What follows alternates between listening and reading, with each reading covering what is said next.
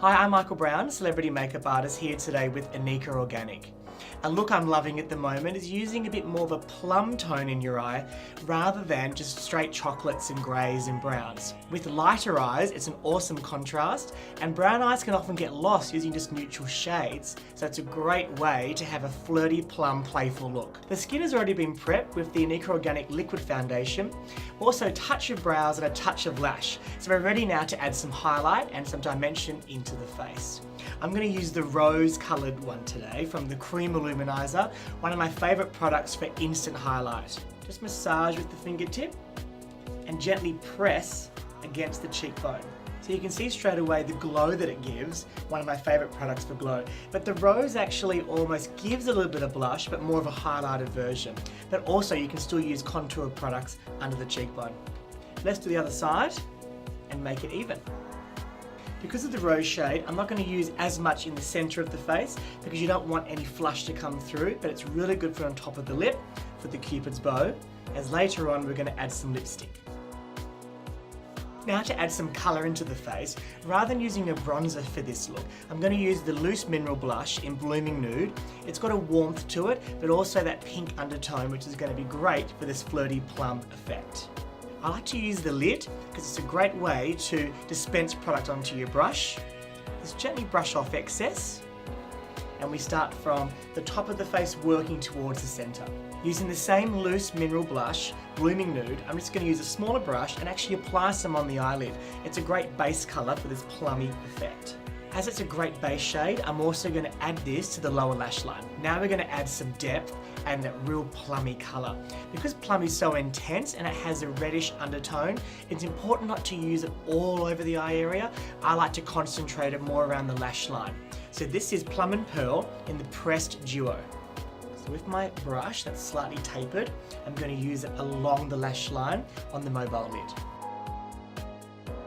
You can see that I'm building up colour because if you put too much on, it's really hard to get rid of it. So it's better to do small amounts and to keep building your depth into your desired amount. And you can see I'm really concentrating my tapered brush along the lash line and slightly going over that socket. When the eyes are open, it's good to see that you can actually see a little bit of plum, especially on that outer wing when the eyes are open. If not, it's good to go over that socket line and blend into the inner part of the eye. So now we have our plum built up on the outer area. I like to exaggerate that little bit of a wing and definitely try and keep your plum shadows on the outer rather than inner because you don't want to increase any dark under eye circles. Just going to use a pinpoint angled brush, a little bit of plum on the lower lash line, and once again only on the direct outer edge. And now it's time to use the pearl of the duo. So this is going to be in the inner corner and slightly across the inner mobile lid. Just doing little dabs just to release the product on the eye. And then the clean side, I'm just going to turn it over and then blend into that plum. To add extra level of intensity, I'm going to use the Purple Minx eyeliner to increase that plummy effect. But don't forget, there's brown, there's black eyeliners you could also use, which would be a different look and slightly more intense in terms of depth. But I want to keep the plum because I'm loving it. At the base of the lash line and more into the outer corner. Once I've applied this Purple Minx, a little bit thicker than what you would do normally, use a little brush and I'll smudge it up.